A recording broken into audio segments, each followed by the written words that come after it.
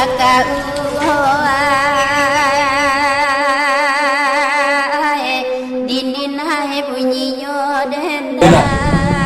ustaz itu dukun hanya pandai mubek orang. Pandai mubek gitu ya. Kan? Nah, jadi bukan semua ahli pengobatan sebutnya dukun. Dukun. Yang di luar medis. Medis. Jadi kata dukun ini perlu dipahami. Memang ada tidak memungkiri ada yang menggunakan ilmu hitam. Tapi untuk di Minangkabau sangat sulit mencari. Sangat jarang yang menggunakan itu. Apalagi akhir-akhir ini sudah sulit menemukan orang yang menganut ilmu hitam, tapi kebanyakan memahami atau mengembangkan atau memiliki dasar pengetahuan dari kajian tasawuf. Inilah yang menjadi landasan kajian tubuh gitu ya. Kajian tubuh. Jadi bagaimana mencari frekuensi tubuh seseorang dengan alam, termasuk model bedah ayam. Kan ada sebagian orang membahas itu sirik segala macam. Kalau seandainya secara ilmiah itu ada kajiannya, jadi sama dengan metode rumah sakit. Umpamanya seperti ini, seseorang ketika dibawa ke rumah sakit, diteliti, diperiksa, dicek sakitnya jantung. Tahu-tahu di rumah di bedah ayam sakitnya jantung. Jadi apa masalahnya? Sakitnya cuma sama-sama gitu kan. Jantung gitu ya. Cara metodenya yang berbeda kan. Caranya mungkin dari itu di ronsen, ini ronsennya ayam gitu ya. Gitu kan. Jadi banyak yang perlu kita pahami sebelum kita memberikan statement atau memvonis segala sesuatu. Apalagi kehidupan ini penuh dengan data, penuh dengan pengetahuan. Bahkan Allah mengatakan ilmu Allah itu sangat luas. Engkau jadikan ranting kayu menjadi pena dan air laut menjadi tinta, ditambah sebanyak itu lagi, maka belum cukup untuk menuliskan ilmu Allah. Jadi jangan terlalu cepat memvonis itu sesat, itu syirik, segala macam. Yang perlu kita pahami dalam konteks syirik adalah masalah akidah, masalah keyakinan kepada Allah. Kalau orang lain telah mempercayai 100% anu hebatnya segala macam, itu memang telah syirik. Tapi kalau metode wadah atau hal-hal yang adat atau kebudayaan mungkin perlu dipahami lebih dalam, jangan terlalu cepat harmonis. Termasuk masalah dukun tadi, di mana Nabi mengatakan barang siapa yang mendatangi dukun maka akan tertolak amalnya selama 40 hari. Cuman kata dukun yang mana dulu ini? Itu yang harus dipahami. Itu mungkin ahli sihir, tukang tenung dan sebagainya. Ini dukun orang tukang mengobati orang dalam artian untuk penyembuhan juga disamakan istilah dukun di sini dengan setelah Nabi. Ini perlu dipahami sebab seperti tadi, bahkan seorang alim yang biasa orang meminta doa kepadanya juga lebih legal sebagai dukun. Nah itu Ustaz itu ya. Jadi perlu dipahami. Jadi kadang kita kan terlalu a priori, sok tahu kita, pemahaman kita belum sampai, istilahnya ilmu kita belum tahu, kita sudah a priori membuat justifikasi bahwa itu sesat, itu syirik, itu bid'ah dan sebagainya. Padahal kitanya belum tahu tentang itu. Contoh begini kan misalnya, orang yang mampu melihat yang gaib, yang makhluk halus, karena sudah sampai ke sana. Nah, bagi orang yang nggak mampu, dia menganggap itu orang itu syirik begini, karena dia istilahnya mampu melihat setan, melihat jin. Padahal karena dia nggak mampu, belum sampai jangkauan ilmunya. Seperti contoh tadi, ketika pengobatan memakai media lain atau memijit ayam, sementara yang menderita sakit merasakan dampak dari ayam tadi, kan? Secara umum mungkin kebanyakan orang akan mengatakan itu syirik dengan orang-orang yang memiliki pemahaman agama. Bahkan ada yang mengatakan itu menyiksa ayam, kan? Dia yang sakit kok ayam yang disiksa. Tapi di sisi lain kita tidak mau, kadang-kadang berpikir kurang seimbang, gitu. Kayak HP, kita hampir sekarang semua orang mengatakan memakai HP, gitu. Bukankah itu kalau seandainya kita tidak memahaminya secara apa? Bukankah itu sihir, gitu kan? Kok bisa ngomong? Kabelnya mana? ke seluruh dunia gitu Bisa, kan. gitu Selagi ada jaringan. Ya. Orang joget-joget di Amerika bisa kita lihat di internet ya. Iya. Nah, padahal sebenarnya itu juga kalau dengan kacamata orang umum itu syirik juga berarti. Bisa, itu bisa. juga mistis juga. Iya. Karena apa yang menyambungkan? Iya, Sama kayak seperti gitu. tadi orang mijat ayam, istri yang sakit. Iya. Nah, berarti kan nyambung frekuensinya dengan situ kan gitu ya. Berarti kan pemahaman kita yang harus diluruskan berarti. Ya seperti sihir pun sendiri di dalam Quran pun ada yang dikisahkan bagaimana perjalanannya Nabi Musa, Iya. bagaimana tukang sihirnya di zaman Firaun, bagaimana tukang sihir di Nabi zaman Sulaiman. Nabi Sulaiman, Iya, iya. bagaimana Allah menurunkan Ya'juj dan siapa? Ya'juj Ma'juj. Iya, Ya'juj dan Iya. Ma'juj gitu kan. Jadi sihir itu secara jelas dikatakan ada gitu kan. Iya. Jadi bukan semena-mena kita menolak atau mengingkari kebenarannya. Iya. Tapi yang paling penting dari konsep ini bagaimana kita menjadikan semuanya sebagai sarana untuk memperkuat akidah kita, untuk memperkuat keimanan kita kepada Allah. Jadi kemanapun kau hadapkan di situ ada wajah Allah. Artinya apapun yang terjadi di alam semesta ini tidak lain tidak bukan bertujuan untuk memperkuat keimanan kita kepada Allah. Itu intinya. Jadi kalau saya dapat simpulkan dari penjabaran Buya tadi bahwa Buya menggabungkan antara teknik pengobatan dengan mungkin kalau orang hari ini mengatakan ada konsultasi psikis, psikologis. Itu antara pengobatan psikis berbeda lagi orangnya, berbeda lagi ahlinya. Lalu Buya juga tadi menggabungkan dengan terapi totok saraf gitu kan, terapi pijat, urut dan sebagainya. Mungkin kalau di dunia medis itu juga akan berbeda lagi orangnya. Lalu tadi ada tentang herba, tanaman-tanaman. Jadi kalau saya dapat simpulkan, Buya menggabungkan berbagai teknik metode pengobatan menjadi satu kesatuan sehingga lebih cepat mencapai kepada proses penyembuhan daripada penyakit. Dan gitu ya, karena kita langsung kepada intinya. Kalau hari ini kita berobat ke rumah sakit, oh dia sakit jantung katanya, dia oprek-oprek aja jantung orang gitu kan.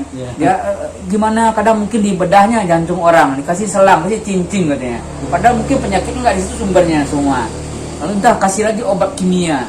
Tapi seperti kata Buya tadi, ada yang sakit pinggang hanya dengan bercerita saja selesai, pencet sedikit kelingkingnya hilang gitu kan. Berarti kan banyak hal-hal bahwa pengobatan ini tidak sesederhana istilahnya yang orang awam pikirkan bahwa semua penyakit bisa tuntas dengan ilmu pengobatan medis gitu kan. Padahal ada hal-hal, mungkin kalau di medis orang sakit jiwa ke psikiater kan, ke psikolog, lalu ini sakit jantung harus ke sini, oh sakit ini harus ke sini.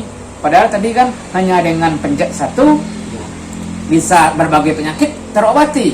Bahkan dengan dia bercerita saja penyakitnya hilang, beban mentalnya, beban pikiran dan perasaannya hilang gitu kan. Mungkin yang namanya tumbuh-tumbuhan itu hanya penambah, penguat, menstimulus yang gitu ya, untuk merangsang supaya imunnya, metabolisme tubuhnya menjadi lebih sempurna, lebih hebat. Mungkin begitu ya Bu ya? Iya, kurang lebih seperti itu. Iya. Ini di dalam sebuah acara yang diselenggarakan oleh sebuah lembaga, saya pernah menyampaikan hasil pemahaman saya tentang bahwa penyakit maupun obat itu 85% pengaruhnya adalah masalah pikiran dan atau masalah kejiwaan. Dan yang 15% itu lebih dari kepada fisiknya atau makanannya lah atau yang lain. Nah, kemudian ada seorang ahli yang bertanya, bukan obat yang pentingnya ya, bukan obat yang penting, tapi diri kita. Nah, sementara ada seorang ahli yang mencoba bertanya, bagaimana Anda bisa menyimpulkan seperti itu? Jadi saya bisa menyimpulkan seperti itu karena sangat banyak pengalaman-pengalaman yang saya jumpai, yang saya temukan seperti itu. Jadi dari berbagai masalah penyakit yang ketika jiwanya terobati, secara otomatis dengan cepat sakitnya akan terobati. Karena ketika jiwa tenang, dalam pemahaman saya, tubuh akan bekerja maksimal. Dan fokus memperbaiki jaringan-jaringan atau sel saraf yang rusak di dalam tubuh. Jadi intinya adalah tubuh dan penyakit seperti itu yang rata-rata berawal dari tubuh itu sendiri, atau lebih dominan kepada pemikiran yang berlarut. 1 minggu, 2 minggu persoalan tetap menjadi beban. Dan biasanya apabila lewat dari 2 minggu, kondisi kestabilan tubuh telah mulai terganggu, sudah tidak seimbang lagi gitu sudah ya. mulai menurun, dan Iya. kemampuannya untuk menetralisir pun harus telah menurun. Dan disinilah terkadang bagi orang-orang yang kurang mampu mengembalikan metode pemikirannya, dibantulah dengan obat-obatan Obat herbal herbal. dari tanaman tradisional gitu Iya, ya. seperti itu. Jadi istilahnya memang ilmu pengobatan ini harus komprehensif, menyeluruh ya. Iya. Tidak bisa hanya misalnya seperti tadi hanya fisiknya saja yang diobati, pikirannya tidak, atau misalnya hanya obatnya saja yang dimasukin. Nah, sel-sel struktur tubuhnya tidak perbaiki. Berarti kalau saya ambil kesimpulan, memang pikirannya besar pengaruhnya. Saya ambil contoh begini. Ada orang yang menganggap mungkin karena sudah tersugesti bahwa daging kambing itu bisa menyebabkan darah tinggi gitu. Tapi kalau saya merasakan, saya tidak punya pikiran begitu. Saya makan kambing berapapun nggak ada darah tinggi. Sama juga durian, saya paling hobi durian. Nah, tapi kata orang, wah makan durian banyak-banyak nanti kolesterol, nanti ini. Tapi karena saya nggak berpikir begitu, ternyata nggak ada apa-apa sebenarnya. Ya. Jadi memang pengaruh sugesti ini besar sekali ya. Ya, seperti apa yang dijelaskan tadi, menurut pemahaman leluhur kita bahwa hakikat dari manusia itu adalah akal. Jadi yang mana dikatakan manusia itu secara hakikat adalah akalnya. Jadi ketika akalnya berpikir seperti itu, maka itulah dia. Jadi ketika bahkan ada diskusi yang mengatakan Ana abdi abzomdi, kata Tuhan. Aku menurut sangka hamba. Semakin kita kuat berprasangka seperti itu, maka akan terjadi gitu ya. Seperti itu. Mungkin kalau dalam ilmu modern sekarang tuh the law of attraction, ilmu hukum tarik menarik. Apa yang kita pikirkan dilontarkan ke alam, tarik lagi kita, terjadilah dia gitu ya. Betul. Menyamakan gelombang frekuensi tubuh kita dengan alam semesta. Nah, disinilah semakin maju ilmu pengetahuan, maka berbagai konsep-konsep ilmu peradaban akan semakin bertemu. Bagaimana konsep filsafat tadi, tubuh naskah alam, alam naskah tubuh, di mana arti sesungguhnya bahwa unsur alam sama dengan unsur tubuh. Kemudian alam itu sendiri, di mana manusia diturunkan ke bumi sebagai khalifah, bertugas menjaga keteraturan alam, memelihara keselarasan alam. Untuk artinya manusia ada komunikasi, ada interaksi dengan alam yang secara tidak langsung atau belum disadari memberi pengaruh. Berarti perbuatan manusia, sikap manusia yang tidak sesuai dengan keteraturan alam akan mengganggu kestabilan alam, maka akan bisa mendatangkan bencana dari sistem yang terganggu sebagai upaya perlindungan, perluasan kegoncangan. Jadi kalau ibaratnya kalau keseimbangan ini, karena kita tadi berbicara konsep keseimbangan, kalau alam tidak seimbang, maka tubuh manusia pun secara otomatis juga tidak akan seimbang gitu ya. Akan terpengaruh dia oleh alam. Nah, alam manusia tidak seimbang, alam semesta juga tidak seimbang ya. Ternyata Masya Allah itu begitu luasnya konsep keseimbangan ini, bisa luar biasa ke seluruh bidang ya. Ya, secara umum kita dapat merasakan ketika suhu dingin di alam, tubuh kita juga akan merasakan dingin gitu kan. Ketika suhu panas di alam, tubuh kita akan merasakan panas. Ketika hujan berkelanjutan, tubuh kita mulai merasa tidak nyaman karena kelembapan terlalu tinggi. Begitu juga sebaliknya. Jadi saya sedang menyelesaikan buku tulisan tentang metode keseimbangan di dalam dunia kesehatan. Mudah-mudahan bisa selesai dalam saya berharap ini bisa selesai di akhir tahun ini dan bisa terbit di akhir tahun. Jadi saya berharap begitu luasnya pemahaman leluhur kita, pemahaman peradaban ketimuran tentang berbagai konsep pengetahuan yang selama ini seolah-olah belum pernah diteliti, belum pernah ditemukan gitu kan. Tapi sesungguhnya kalau menurut saya segala sesuatu telah dikaji oleh leluhur kita sehingga mampu melahirkan berbagai konsep dalam menyusun atau mengatur kehidupan dalam tataran adat dan kehidupan lokal gitu ya. Wisdom. Saya dengar itu dulu Buya ada menciptakan semacam sile untuk kesehatan itu seperti apa gambarannya itu ya? Iya, jadi itu salah satu di tahun 2005 saya mulai berpikir tentang kesehatan, di mana saya mulai pulang kampung 2005. Saya mulai melihat berbagai persoalan-persoalan kesehatan di masyarakat yang belum bisa atau belum menemukan solusi-solusinya.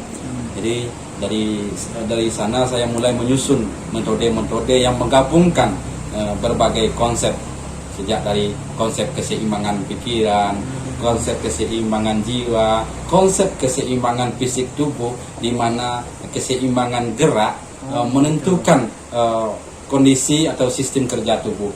Jadi menggabungkan berbagai konsep sehingga lahirlah sebuah metode terapi kesehatan dengan saya beri nama Silek Sehat. Itu dengan pernapasan juga?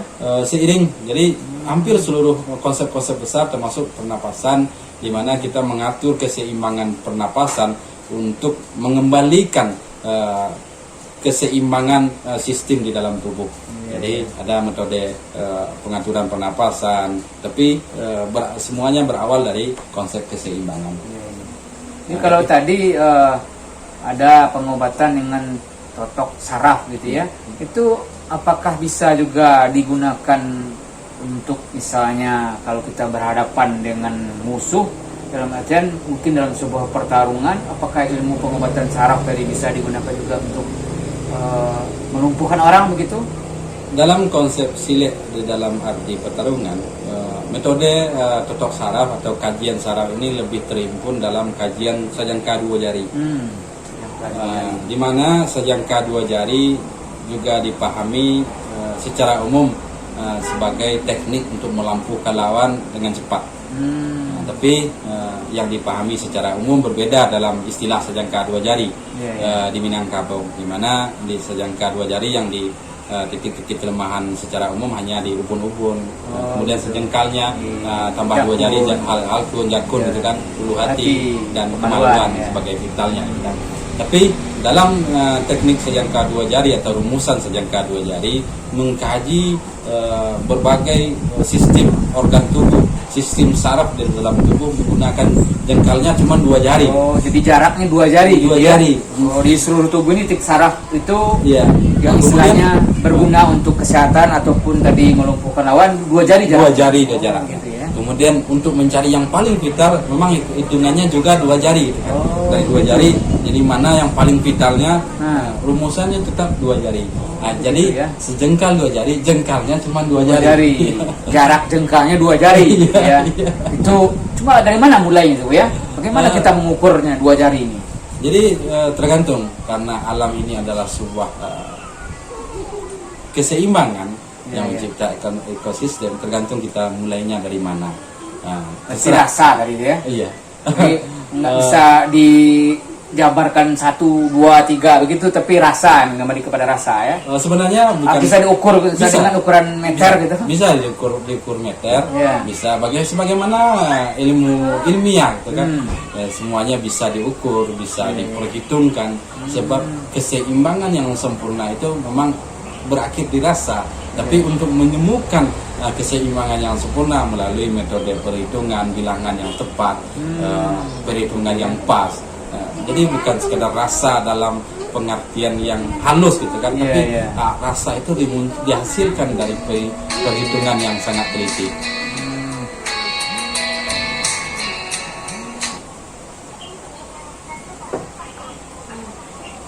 Oke, mungkin sementara itu dulu perbincangan kita tentang masalah kesehatan ini. Mungkin dalam waktu kita akan lanjutkan. Sangat menarik sekali diskusi ini. Mudah-mudahan ada guna manfaatnya. Terima kasih para pemirsa channel Hari Mencoba. Assalamualaikum warahmatullahi wabarakatuh. Waalaikumsalam warahmatullahi wabarakatuh.